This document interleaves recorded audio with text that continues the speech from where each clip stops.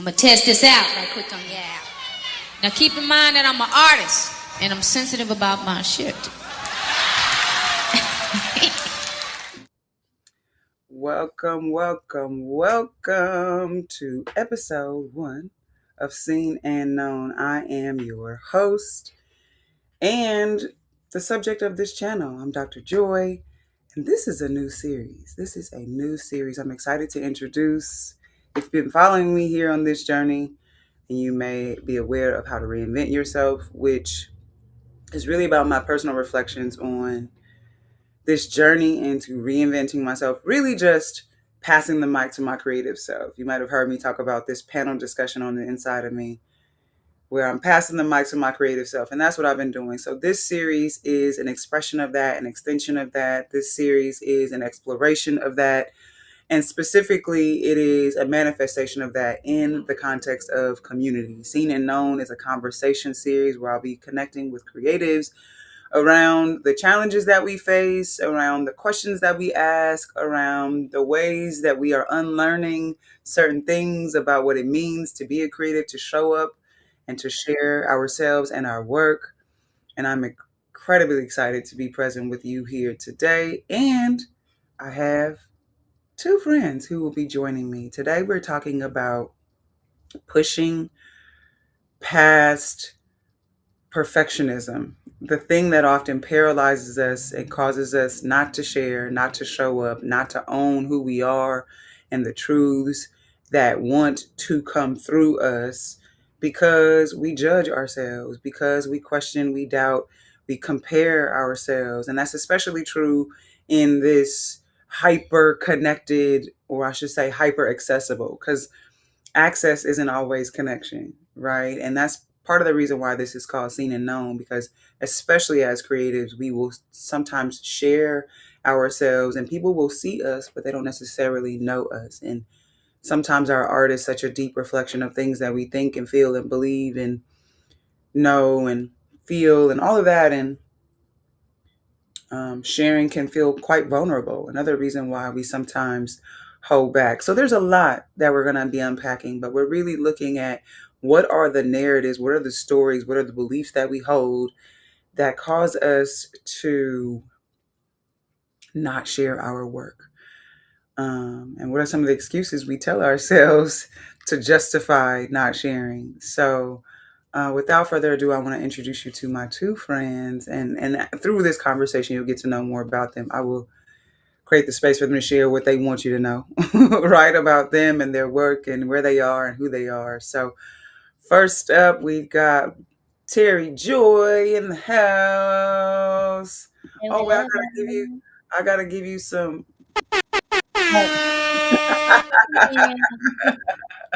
So this is also me. This is also me, like getting to know this streaming platform that I'm on. I was playing around with it, and I saw that earlier. I said, "Oh, I gotta big up my people." So welcome, You love Terry. a sound effect now. We gotta jazz it up a little, but give a little zhuzh, a little razzle dazzle.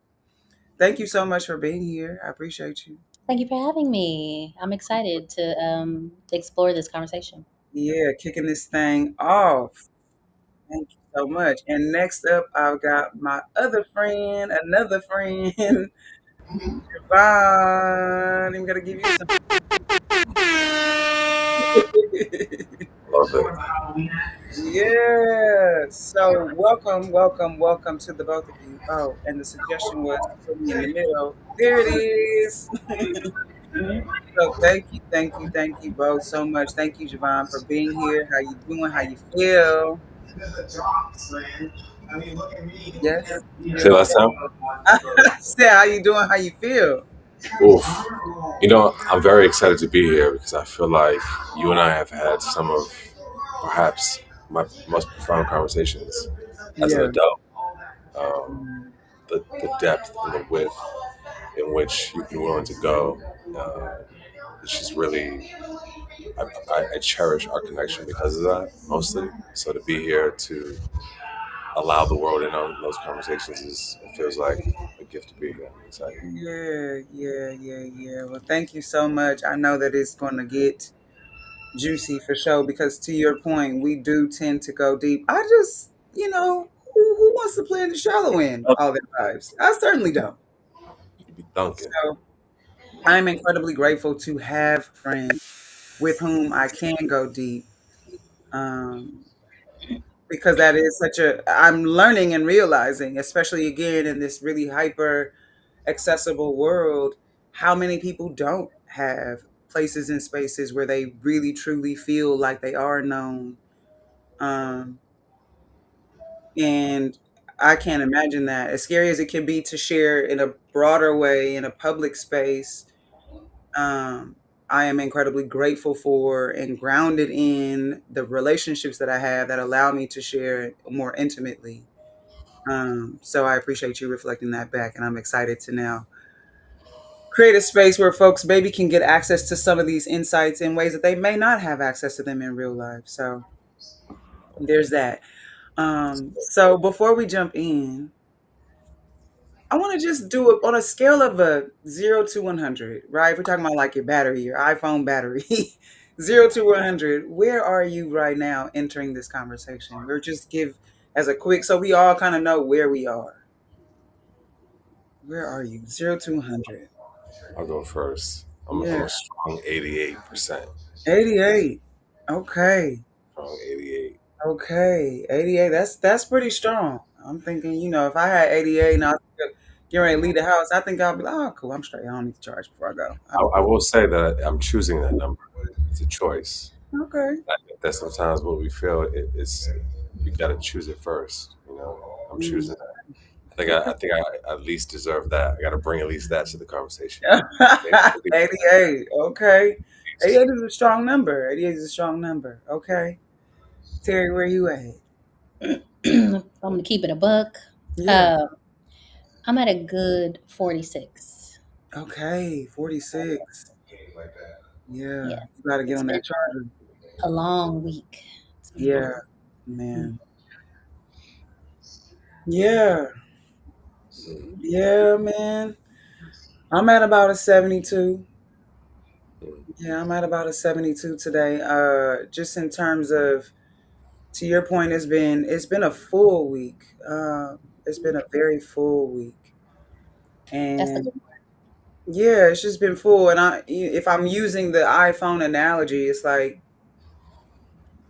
you know, maybe you're not using the phone, but apps are running in the background and still kind of ran that battery down. So maybe, it's like I'm doing what I got to do, work things and preparing for this. And I had a live event yesterday, so I'm doing things. And then there's stuff running in the background, stuff of the one. world, stuff of, that's also kind of just draining my battery a little bit.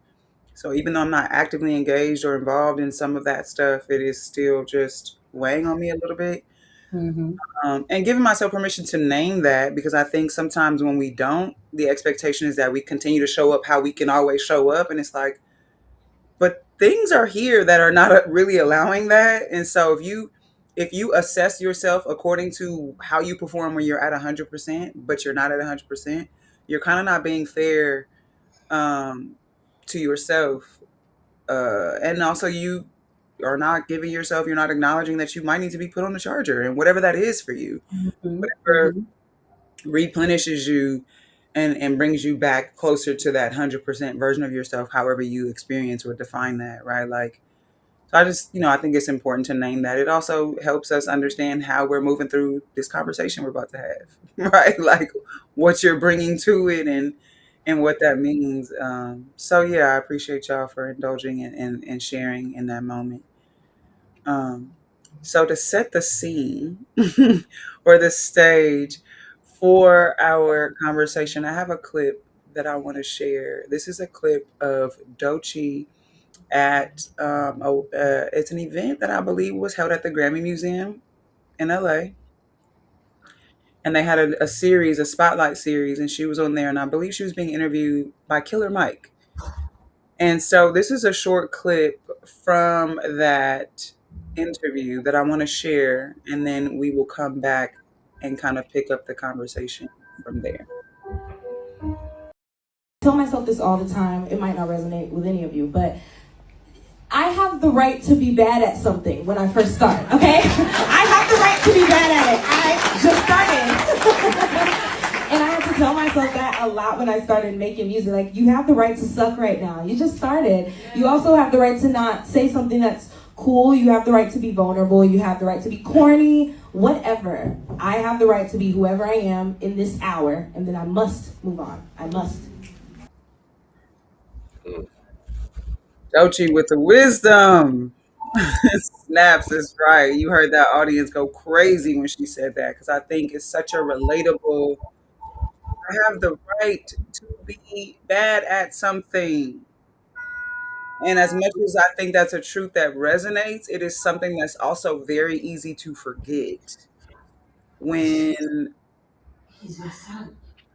you create something and you're like, this is not as great as I imagine it could or would be in my mind. And now I don't know if I want to share it because of all the whatever story attached to this idea that it's not perfect, right? So, Siobhan, you were going to say something? Yeah, I don't want to cut you off, but I do want to interject. What I Yeah. see is that I feel like I'm at that big age where I'm like the uncle in the community, right? Like I'm not a boy anymore, and I'm becoming a father in many ways. The father to Mhm. my vision, my mission. I'm creating the world, the family I'm building in the world, and I start to think like,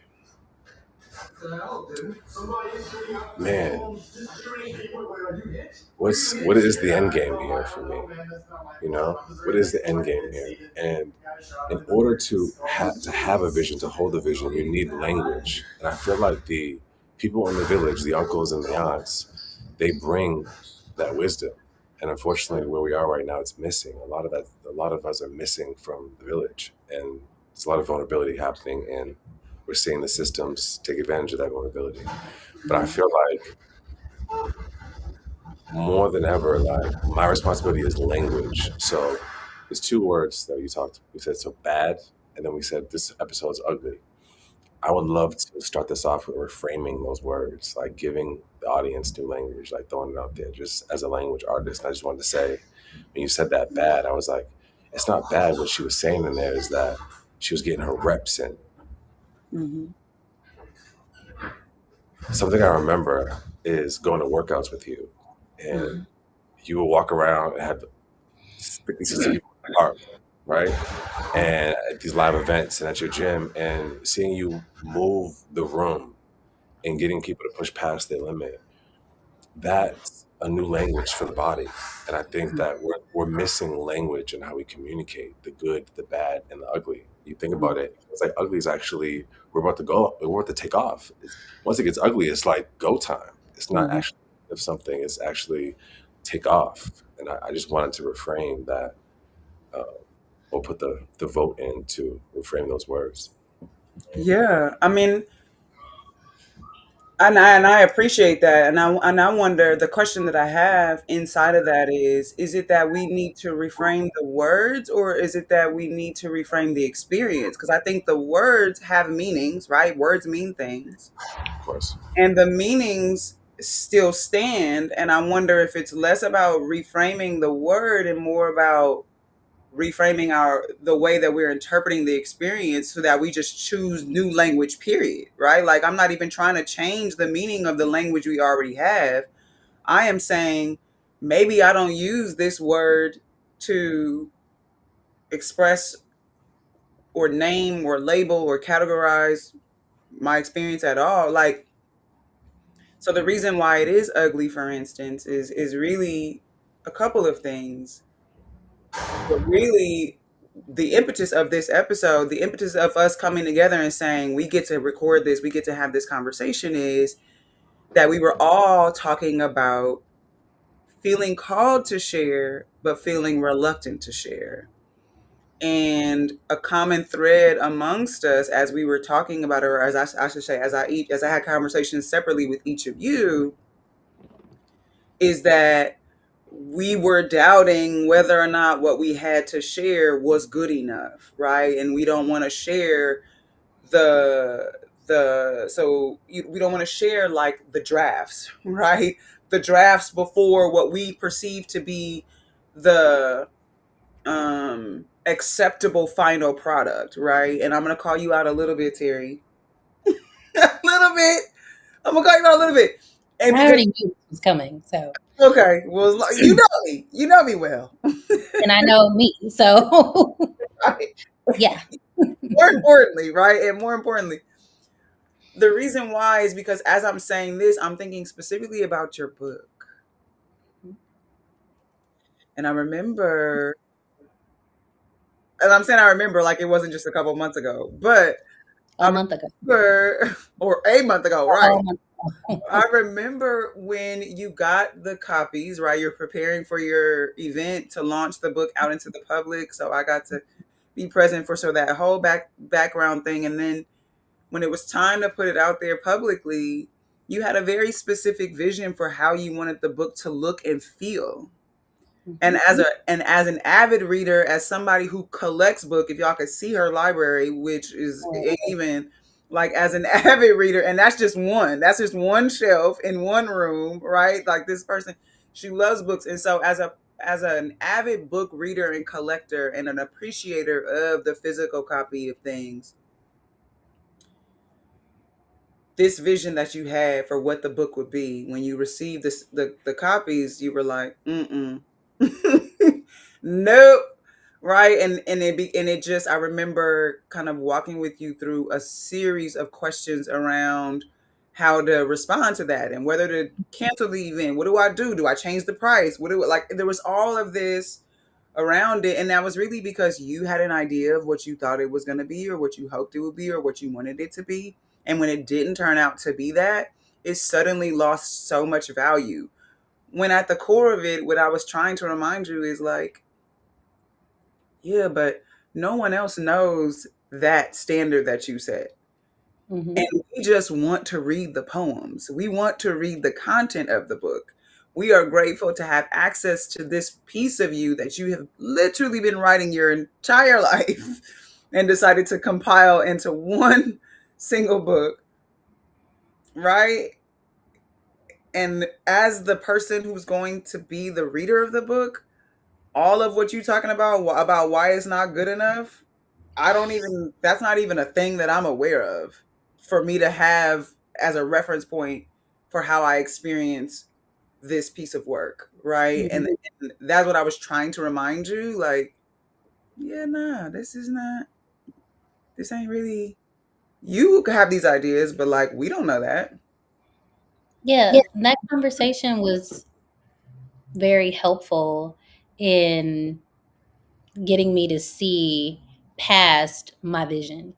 Mm. Like, I Mm. only saw my vision and what I wanted for it because I knew what the possibility of what it could be. And so I have one hand Mm. this other gorgeous thing that was made for specific people, and then this other thing that I'm releasing out into the world, Yeah. and it wasn't hidden the way I knew it could hit. And Mhm. so, to your point, no one else knew that, and Right. it didn't look bad, but it wasn't my vision, and I Mm. couldn't, like, after crying, after being so upset, after wanting to throw it across the room, I had to get to a place of acceptance. Like, if I want to move forward, I have to release it as it is. And, Mm. you know, and we'll see, how it goes. The reception was amazing. Yeah. I sold out of all the copies I have, except the ones that I think are still at Lorenzo's shop. First But of all, yeah,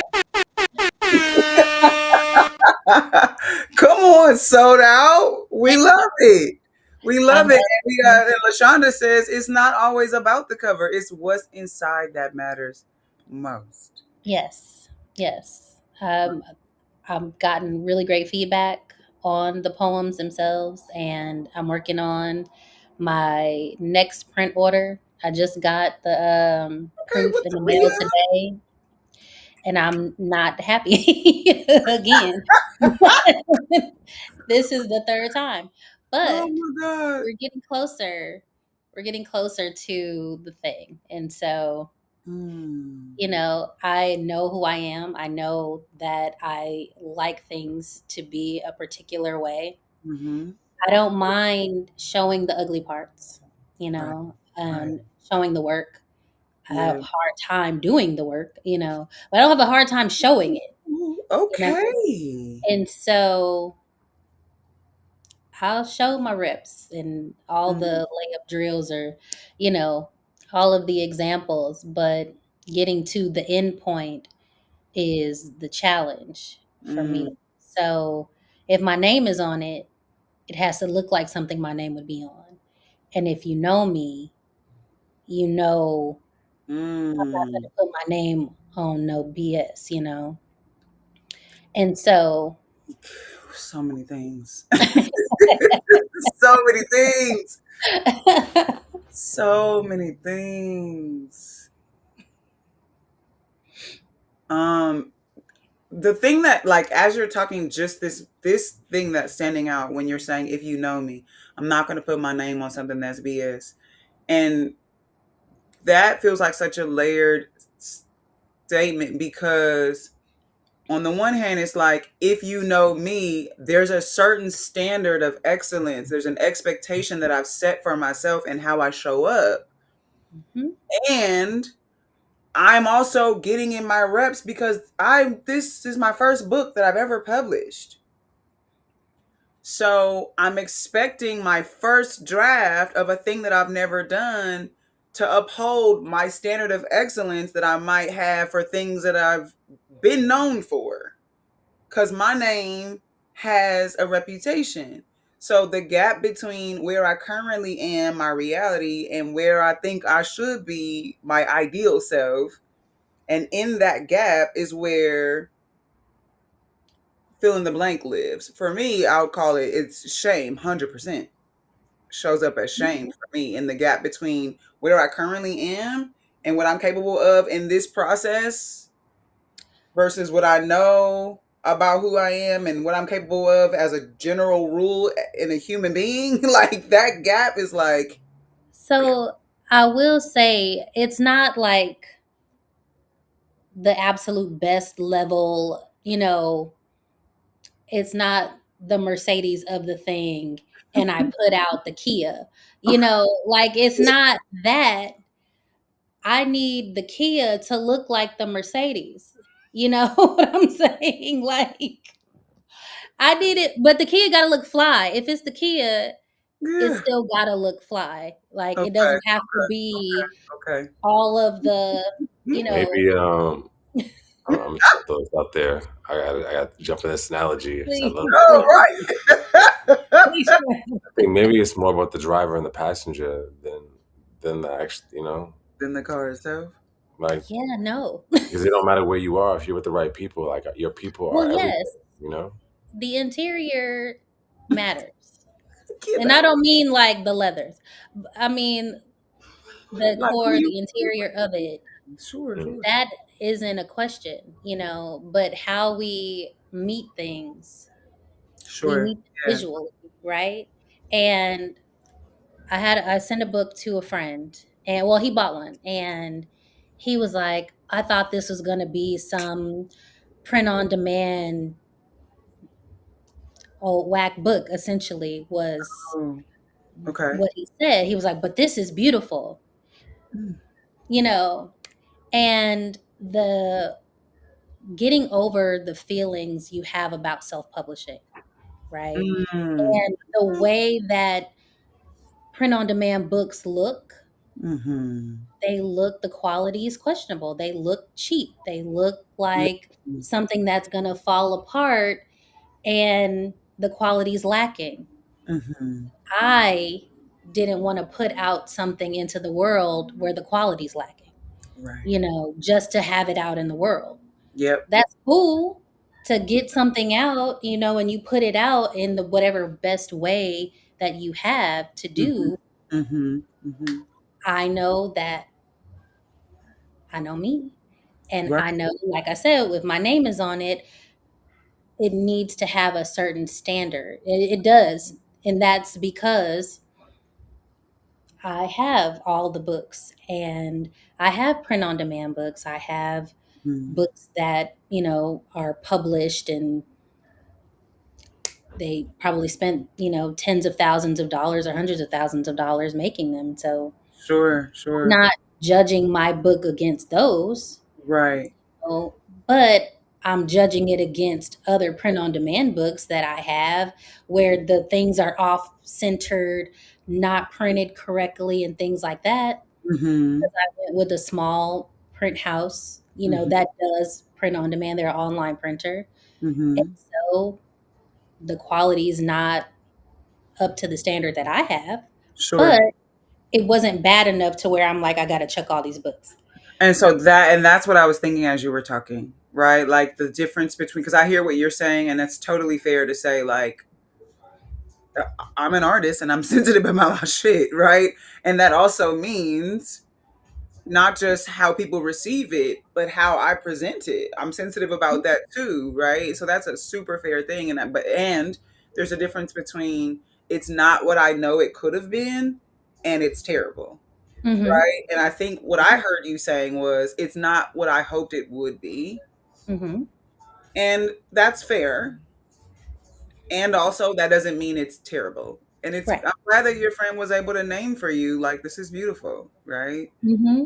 Sometimes it takes that outside, that somebody reflecting back to you things about yourself that you struggle to see, Mm-hmm. be able to like get a full picture and feel safe again, really is what it's It was about. Mike. Oh, hey. Yeah. Okay. So Javon, I know you recently also have been putting your art out in the world in a new way. First of all, just that it is art in general is a fairly new revelation for you and for people who have known you for a long time. And then this exhibit, this gallery that you have right now. Can you share more about just what your journey to getting to this point of saying, okay, it's time for me to put this out. I've been creating it. I've been in this sort of vortex of expression. And what was your journey to getting to the place to saying it's time to share this? It's time to put it out. Yeah, I think believe I'm still in the process Mm-hmm. of, I'm calling it just acceptance, Mm-hmm. like truly accepting myself Mm-hmm. or selves. Mm-hmm. We all have a dichotomy to us, Mm-hmm. where it falls, how it fractures off, what you feed, Mm-hmm. what parts are you're fueled by. It depends on you. You create your own algorithm, and I think the beauty of life is we get to unlock our own algorithm. And when you get to know yourself in that way, you can deliberately create experiences. And I've been able to do that since a very young child. And I didn't have language for it, but I always loved words. And so I kind of found myself becoming a language artist. And during the pandemic, how do I want to say it? During the pandemic, I found myself in the very place I helped a lot of people succumb from, escape from, and I call it the dark corner. And they called me the corner man. And so for a long time, I was helping, guiding, supporting, coaching, advising, and learning, research, listening to, high performing, high achieving male authority figures around the world. And it was life changing because I was fathering in some ways. I was student in other ways. I was advising some days. I was coaching and training the other days. But I was always listening. And I recognized that that dark corner is a place that most men don't come back from. And that's where I am right now. I'm on my way back from the place that most men don't return. And so it's been a long walk. It's felt like a stumbling walk to a dark corner this last 5 years, quite frankly. And I'm just now preparing to tell that story. And I thought, how can I do this with the resources and relationships in my life? How can I do this in a way that is memorable impressionable, thoughtful, heartfelt. And yeah, returning to LA was the answer. So after a few years away, I came back, and it came down to me building this body of work over the last 5 years, and falling in love with the process of painting and sculpture. And yeah, it was been life changing. This last few years has been something I never imagined, and I'm building such a new resilience. I would say emotionally, more so, which was the big unlock. Is that the men who were in dark corners had reached these sophisticated emotions. They get to the ugly part of the process, and they had been publicly a success, but privately they were a mess. They had no place to go. Therapy wasn't working. Medication wasn't working. They knew there was a deeper conversation at hand, and that's where I came in. And I was the man behind the men for a long time, and I realized, man, if I had a camera in these rooms, I'd have my own Netflix special. But I can't have those conversations.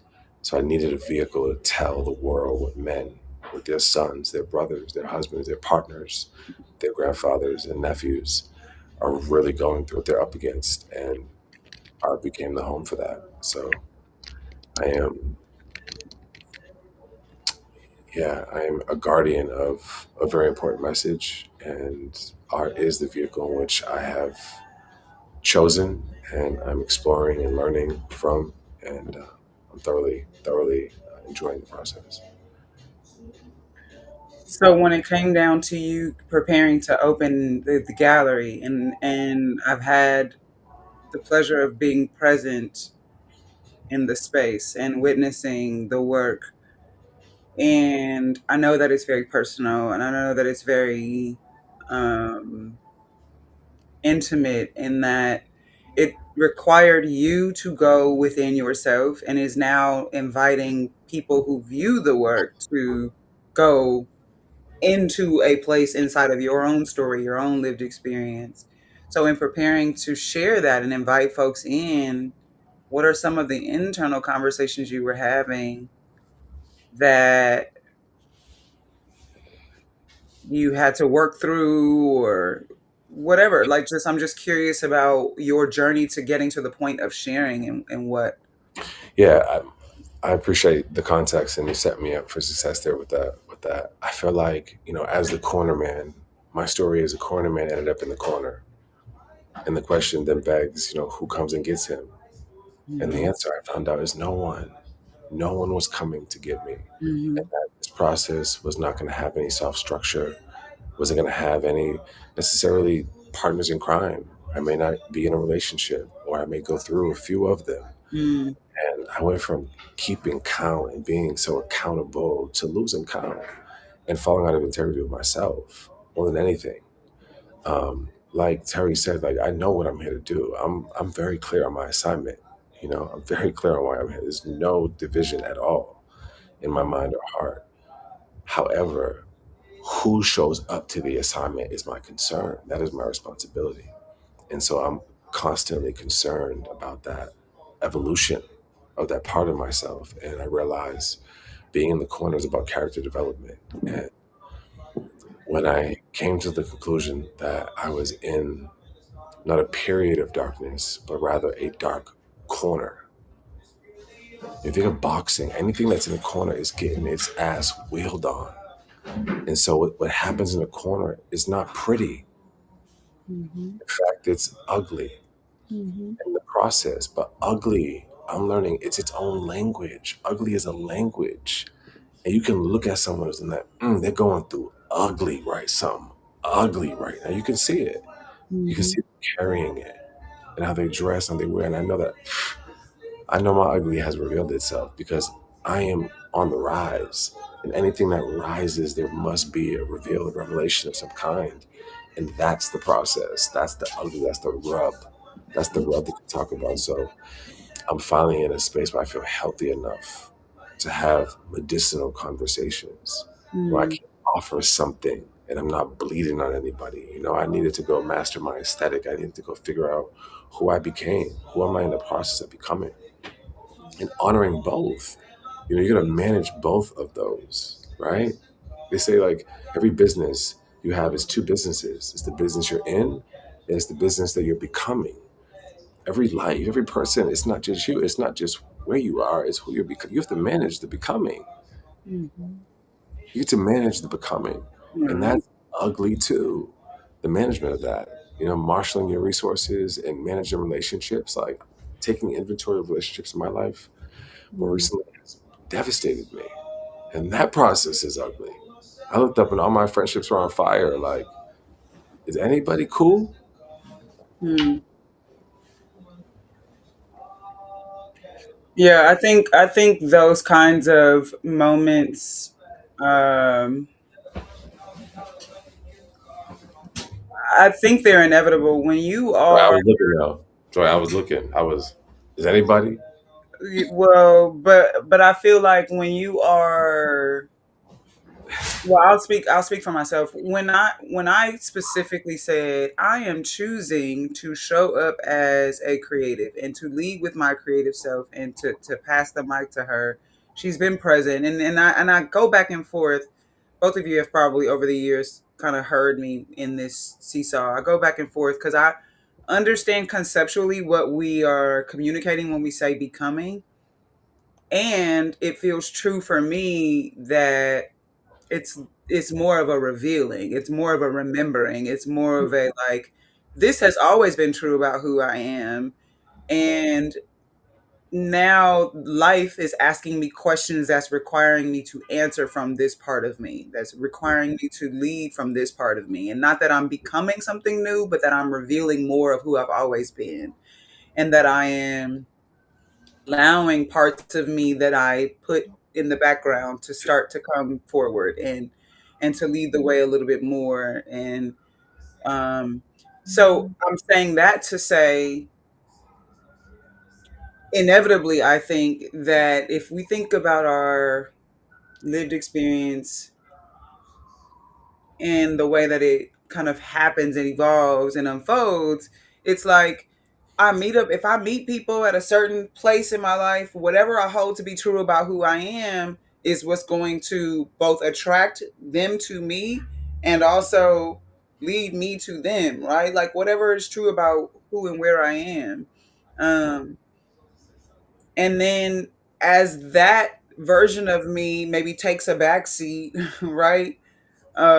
Whatever relationships I may, and that maybe not true for all of them, but whatever relationships I may be made as that version of myself may not fit in the same ways, may not be fulfilling in the same ways. We may not meet and connect and attract to each other in the same ways because the character traits that I was leading with as my fill in the blank self, right? My academic self, or my mental health professional self, or my athlete self, or my whatever version of myself was leading the conversation at a particular season of my life. When you make connections that are contingent upon that version of yourself being the leader in your life, it feels inevitable that when a different version of you, a different layer of you comes forward and starts to lead the conversation, it feels inevitable that those relationships and those connections and those contacts will also be reorganized, right? And the depth of those relationships will change, or the frequency of your interactions will change, or the nature of your interactions will change because as this version of me, I was having these conversations, and now that I'm in the discovery phase, because that's another part. Like I started when I think back to the series, How to Reinvent Yourself series, and that being my breakthrough of sort of the moment I decided to share, and not no longer allow the narrative and the story about what it needed to be in order to be worthy of being out in the world and shared. When I got over that and I just allowed it to be what it is and accepted that that's enough and allowed myself to be in process in real time, when I made that decision, because I do agree with you on that, Giovanni, it's a decision, right? It's a choice that I made. Like, you know what? I literally sat down and said, I'm actually done telling myself I'm going to start when such and such and continuing to put ownership of what I know to be true about who I am uh down the timeline, pushing it down the timeline. I'll own it when that thing is true, when I have evidence in this way, when it looks when I was just like, we're not doing that. This is what it is. Here's what you're getting. Um, Not because I don't care, to your point, Terry, but because I recognize that so much of the story I'm telling myself about what it needs to be before it's ready has nothing to do with what is actually the reason that I'm doing this. Mhm. Right. And inside of that there is a vulnerability because now in some ways I'm acknowledging that my creative self has always been here. I'm also saying, but I've been ignoring her a little bit, right? Like I haven't nurtured her in the ways that she's needed to be nurtured. I have not really listened to understand who she is and what her needs are and what her interests are and who, like I haven't done that. And when I started to do that, I started to ask different questions. I started to be interested in different being in different spaces. I started a lot of things about when I passed the mic to her and I said, you lead the conversation. The things Mhm. that I started to be attracted to and interested in shifted um pretty significantly. Maybe not for folks who know me in a more intimate way, the two of you being among that small group, but um more broadly, I think for sure. And it did cause me because it's new, it's a little tender. And that tenderness creates vulnerability. And that vulnerability makes safety a much more prominent uh, consideration in my interactions. And it's like, I don't know if I necessarily feel safe around you as my creative self in the same ways that I felt safe around you as my academic, intellectual leading self, right? And that means that the way I relate to you is different. Um, because this is me protecting and creating safety for my creative self. Um, and that was difficult because I felt myself judging. Oh, you're not a good friend. You think because you such and such and this and that and people. And it's like, you know what? The people who are my friends are not going to scroll their call log and count how many times I called them in the last 60 days and then tell me that my friendship is different because I didn't show up, whatever. Right? Like that's not what's happening. And anybody who is doing anything that looks or feels like that, this is probably why I didn't feel safe around you and probably why I fell back and probably why this friendship was going to end at some point anyway, because this is how you show up, right? So for me, the feeling of like showing up to spaces and coming back and being like, okay, my friendships and what are they? For the ones that didn't quite survive and weren't necessarily there in the same ways, I had to appreciate what it was and also appreciate what it is because I haven't necessarily just cut anybody off. And I won't necessarily say that anybody has fallen off back, fallen back maybe. And that's fair, right? That's fair. And I get it, right? Like part of evolving is not just in your own experience and identity, but it's also in your environment and relationships. Yeah. Can I add something to that? Um, That you're like, right, 'cause hello, raise hand. They have that on Zoom. Oh, this ain't I know it's not that, but anyway. oh, yeah, or hand raised. Um, I've been, like, that last point that you just made has been, like, kinda permeating everything Mhm, in my life right now, and I think of it now as just redirecting my energy, mhm, and being a person who struggles with naming, I'm a photographer, I'm a writer, giving myself allowing myself to call myself those titles, and we've talked about this. mhm, Um, but when I think of I still shoot when I feel called to do it. I write when I feel called to do it. mhm, But redirecting my energy from this type of creative, to this type, Mm-hmm. it's not that's gone. I don't do that anymore. It's just this is my focus right now. Same with Right. my friendships. Right. You know, people in my life that have been in my life forever that are not showing up in the way I feel like I deserve. Mm, So I still have love for you. And whenever you're ready, I'm going to be over here. But I'm right. not coming to you anymore. I'm Mm, redirecting the energy that I spent pursuing that connection and making sure it stays. mm. I'm putting it over here where that energy feels reciprocal. And so, yes, that's all I wanted to add to that. So good. Because there's such a, when you said pursuing, I'm like, oof, because I'm not. Not gonna do it. Nurture, absolutely. I will absolutely nurture my relationships. But Mhm, pursuing, the picture that comes up is that somebody is moving away from mhm, you and you are actively moving towards them. mhm, And when you say redirecting that energy, because if this is what's happening, somebody is moving away from you and you're actively pursuing them. The only way to close the gap between them and you, if they're moving away from you at the same time as you're moving towards them, is that you have to be moving faster than they are mhm. to close that gap. Yeah. And that means you have to be working harder than they are. So they might be walking away and you have to now be running towards them to close the gap between the two.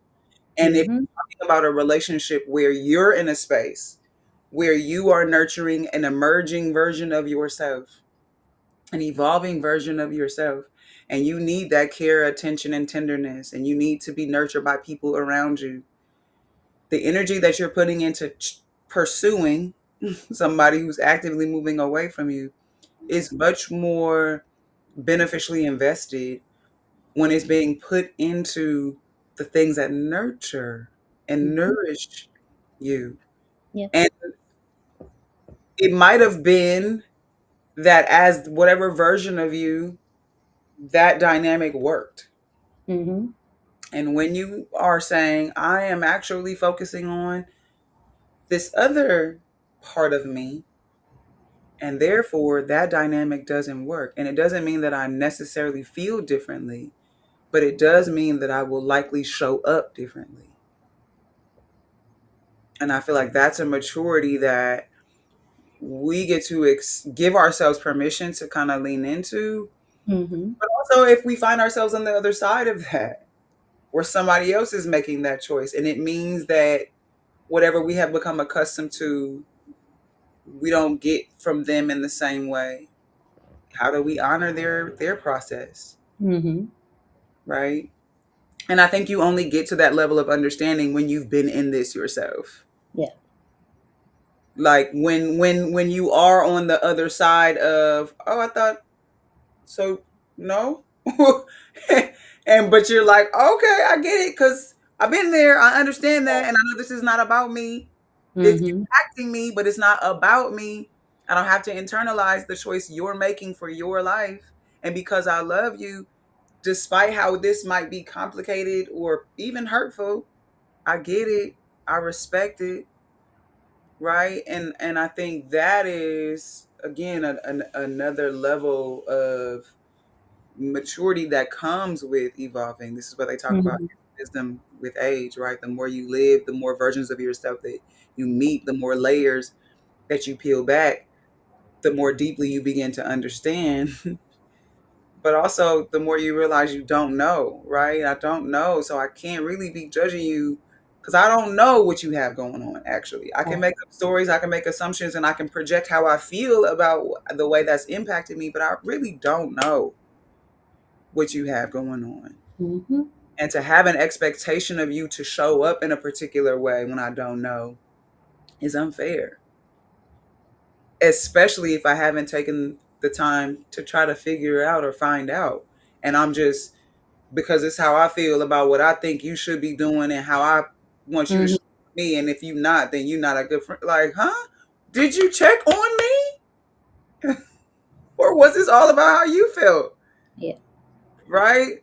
So that's also certainly one of the ugly, so to speak, parts of choosing to share, because choosing to share means creating a sense of safety in that.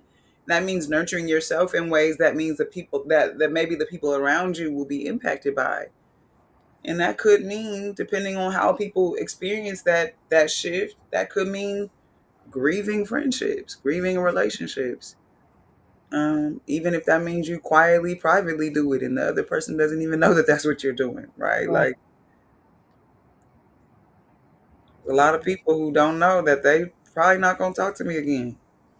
Do you just say that to me, Javon? It's a lot of people who don't know. We've already had our last conversation, No, that's what I said. Yeah. and that's I think a part of it is like, I think about relationally. I love theories, and I have a theory called the cookie theory. I realize, like, just imagine a cookie as a whole cookie as all your love or all your time or all of an entity. mhm, And I said, anybody I've ever given a whole cookie to, they've always brought me back crumbs. mhm, But anybody I gave crumbs to always brought me back a cookie. mhm, And I just thought, like, we really need to study the nature of the people we choose to be in relationship with. That's what the ship is about, the journey. And if we hold anybody higher or lower to that nature that we know them to be, that they're revealing themselves to be, that they're not knowing how to tell us that that's who they are, I think that it's abuse if we hold them any lower or any higher. And I think a lot of us are being abused in relationships, and we don't see it as that. We just see it as their personality or their who they are, or we excuse them, but at the expense of dishonoring ourselves. And I, for one, am not there anymore. And yeah, I'm finding creative ways to self-advocate and to give voice to the gut-wrenching truth and not the safe truth, because I can be very poetic in my communication. And I'm also not there anymore. I'm very much getting back in position and calling forward a true integration in the characters that I've developed in my parts, and truly stepping into what I believe to be an iconic era of my life, and every form, every fashion, relationally, emotionally, spiritually. And I'm preparing for that. And when I say 88 at the beginning of the session, it's really a choice that's the bar. You set the bar too high, you lose the losers. You set the bar too low, you lose the winners. So you got to set the bar somewhere. And I think what I've learned in the dark corner, is that if we don't set the bar, that someone will come in and set it for us, or it'll get bumped and we won't care because there wasn't a baseline ever established. And so for me, 88, I have a strong connection to that number for more reasons than one, but I'm just like stepping into new language. When you're in a new place, the first thing you do is to learn the language. And so I want to be amongst others who are learning the same language. And right now, that's artistry. I'm learning how to play well with others as an adult. And it's blowing my mind. It's really blowing my mind. So I think what I'm realizing is that I am playing a different game than a lot of people beside me, before me, behind me, surrounding me. And how I identify, I guess, that game is like, we're in the game of belief. All that matters is what you believe, really. You know, Terry, you wrote that book not because of books change lives. I wrote my book not because of books change lives. Beliefs change lives, and books influence beliefs. And when you believe in something, a message, then you'll create the vehicle. And I think that we're going through that season of, this is the season where I create the vehicle. mhm, Oh, I was the voice for so long, but I'm creating I have to work with my hands now. Oh, I got to get messy. I got to get dirty. It's got to get ugly. And Mm. that's what we're in. The good we experience, the bad. It happened. Those events happened for all of us. For me, losing a best friend suddenly, a relationship coming to a screeching halt, experiencing business betrayal, and my ass was in the corner. Mm. And I was there for a minute, and no one was coming to get me. And when I realized that, oh wow, this is me self-initiating. I'm initiating myself. This is me grabbing myself by the hands and doing my sentence. And now, as a language artist, I'm putting a period to that sentence that so many people are under. So it's really a full circle moment for me. Artistry for me is something that I'm deeply excited about. Not only for the process I go through, but the permission it's going to give so many men and adolescent adult males who look like me and do not look like me, look nothing like me, are inspired that someone is out there, that it does exist, that someone's trailblazing in this area. Um, and it's all based on belief. It's all based on belief. It's really in belief. I truly believe, So um, I would say I'm went from being a leader to a substitute leader to now stepping back into leadership once again. I think we all need an intermission, and I'm excited for what's to come.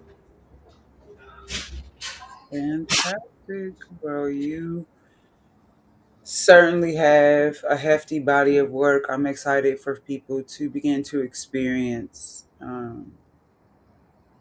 just everything that has come of your willingness to go into that dark corner and be with yourself and all the things, right? And it's so interesting what you're saying about belief, and I recognize I want to honor the time, but I wanted to kind of reflect on what you said, and of course, Terry, create space for you to share any final thoughts you have as well. But one thing that's standing out for me that you were saying about beliefs in particular that really hits home, right? That it is, I always say all the time that like your beliefs inform your behaviors, and then your behaviors have consequences, and those consequences is what shapes your experiences of your life, right? And so if it is that you don't necessarily enjoy your experiences, you got to check in with the stories that you hold about who you are and what you're capable of. And even as you speak about, these characters that you've created, I've mentioned before that I have this concept, or this the way that I conceptualize myself is like as a panel discussion, and that there's little baby, little girl joy, and again there's academic scholar joy, there's athlete joy, there's artist creative joy. There's all these sort of versions of me that are all me, different eras, different expressions. But when you conceptualize them as characters, for me, it's like, oh, that's such an interesting way to think about it. I think about it less as characters that I've developed or created, and more as stories that I have uh, traveled through, right? Like, I could tell a story, if we're talking about beliefs going into books, I could tell a story about little girl Joy and the stories that she held about who she was and what she was capable of. And that could be its own book, right? And there's all these versions of me that I've traveled through over time. And each of them has a different story about who I am, right? Their little girl Joy has a story about who I am, and certain experiences she'll try to take the mic and run the show, and I'll have to tell her, okay, hold on. I understand where you're coming from, why you feel like that, and why you want to say that or respond like that, but no, right? And that's only because, having traveled through her experience, I get her, and I also understand, because I'm no longer her, why she doesn't get to have the mic in certain instances. Doesn't mean I don't listen, because sometimes it's really just she's saying, but I'm scared. And so I can hear that and say, I understand that you're afraid, and I still want to protect you, and I still want to create safety for you. And so here's how we're going to move forward, because we are, because we are going to move forward, but we're going to do that in a way that you can feel safe, because I do want you to come along. I do want you to be present, because part of me welcoming the versions of me that I've journeyed through over the years is that I feel like I'm showing up to spaces whole when I don't have to deny parts of myself in order to be in that space. So, how can this part of me that maybe doesn't get to have the mic and lead the conversation, but still gets to be present inside of the experience, how do I honor all of that? Because I do recognize that the only reason why you want to have the mic in this moment is because you have something to say. And so I do want to hear that, right? And I do want to respect that. But also, to your point, I'm deciding who gets to have the mic in this season. And I'm saying it's my creative self. So when other versions of me want to step up and take over the conversation, I listen to what they have to say because it matters. But then I think about how do I want to convey that in this moment, in this season, as this version of myself, um, in honor of all the versions of me I've been up until now, right? Who are all still very present on the stage that is my life. So, very interesting to hear how we are all conceptualizing ourselves. Terry, I want to make sure that I create space for you to share anything that might be coming up before we get up out of here. Um, for the first time, I ain't got nothing. You Huh? know, I always got something to say. But I do appreciate you for creating space for us to just share our perspectives, our varying perspectives on, you know, showing the work and maybe the parts that we don't necessarily want people to see, but how important it is for that work to be viewed, Mm, because it speaks to our own growth in being able to have a mirror, and allowing, or even a window, and allowing people to peer in if they choose to, mhm, uh, but making our private thoughts, private conversations, public. That's a new level of vulnerability, like yeah. Javon said earlier. That I think as we get older, we care less about what people think, Mm, which gives us more permission to share. mm, Leave it with that. yeah. Yeah. Yeah, it just gets to a point where the thing inside of you that's saying get it out, get it whatever that thing inside of you uh becomes a greater priority than Hmm. protecting your reputation or protecting somebody else's story about who you are or who you get to be. Because when we care about the other person's whatever, it's because you think something about me and I maybe want you to keep thinking that about me. And if I do this thing, Hmm. it's going to disrupt that story. And I don't want Yeah. to disrupt that story. I'm tied to you thinking something about me. Hmm. I'm making myself a prisoner to that story. And I can't anymore. Like you just get to a point where you can't anymore. Hmm. And so for me, it's like maybe I do care what you think, but not more than I need to be who I like actually Mm. am. Like I care about what you think, but not more than I need to tell the truth. Right? So That's I good. care and I'm gonna tell this truth and it might shatter, but that's gotta Mm. be okay. That's good. Right. So anywho, I want to say thank you to you both for being present, for sharing, for receiving, um, always sending you so much love and wishing you all the best as you continue to journey together or to journey, not together, but to journey, period. And yes, maybe together. Yes, maybe together. I hope that we will continue to be present with each other on our respective journeys of evolving and revealing and all of the things. Thank Yes. you. Thank you so much. Thanks, And I'll Joy. see And I can't wait to see the art. you next time. Yeah. Joy, we'll have See to you. have you over. Absolutely. Yeah. All right.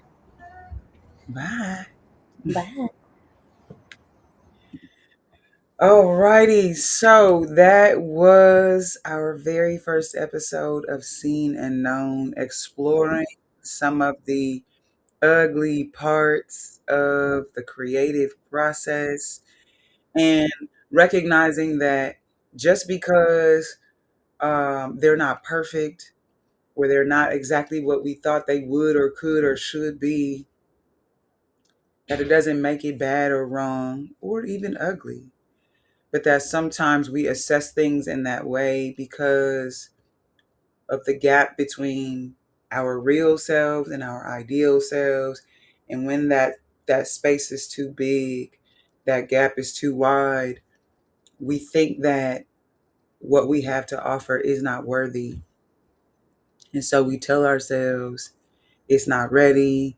We tell ourselves all kinds of stories, right? Related to, again, really devaluing just the truth of where we are because we have an expectation that we should be somewhere else. And so, something that I always ask myself when I find myself telling I should be this, it should be that, when I find myself shooting on myself, I like to pause and ask the question, based on what and according to whom should my life be any different than it is right now? Who told me that? Where did I get that from? And why did I choose to believe it? And when I challenge that story, it really does allow me to refocus and reorient myself to a truth that is much more indicative of my values and my vision and not an expectation that I inherited or that was imposed upon me. And so, really, what is ugly is when we don't allow ourselves to be ourselves. And what we produce from that place of trying to be something other than ourselves is really the ugly part of this. But when you say yes to you, when you say yes to the truth that is present with you, and I love that Doechii clip from the beginning because she said, I get to be who I am this hour. And then when I'm not that, I must move on.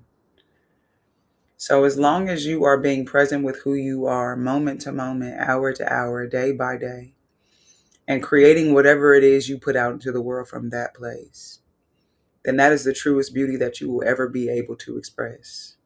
And anything that tells you otherwise is a lie. So thank you so much for being present. Please make sure you stay tuned for future episodes of Seen and Known. Also, check out other series, Daydreaming Out Loud and How to Reinvent Yourself, just as a quick orientation to all of this. The more I'm present on this space, the more I'm understanding how each of these things plays a part in the collective overall vision for what I am doing here. And really, for me, How to Reinvent Yourself is about the personal revelations of me in the journey of reinventing myself as a creative and understanding what that means in a practical sense and offering my practical insights as I sit with and reflect on what the journey and the experience is. So, How to Reinvent Yourself is like personal revelation. Daydreaming Out Loud is collective imagination. It's the space where I come to practice. It's the space where I see the life I'm creating before I get to experience it. Right? It's the space where I imagine, where I allow my mind to expand as much as it possibly can and see the biggest vision, the grandest vision that it possibly can in any given moment for what it is I'm calling into my life. I just let myself go there. And then when I come back to reality, I go about the business of figuring out how to move towards that vision with every choice that I make, every decision that I make is about moving me towards that vision. And I've been doing that for a very long time, even before I could name it. So, Daydreaming Out Loud is the space where I'm inviting us all into collective imagination. What it is that you see for yourself, the grandest vision that you have for your life. How can you see it first in your mind's eye and then begin to create a path towards it in your day to day decision making? And then finally, we have Seen and Known, which is about the intimate conversations, right? The spaces where we tell some truths that we maybe haven't said out loud to anyone outside of ourselves and maybe our journals, right? Because I believe that there's so much power in truth. There's so much healing in truth. Sometimes we hide, and that perpetuates the shame and that perpetuates the lies, because we don't have anybody to shine the light on those stories and show us anything different. So I believe in the power of the collective voice and the communal experience of coming together.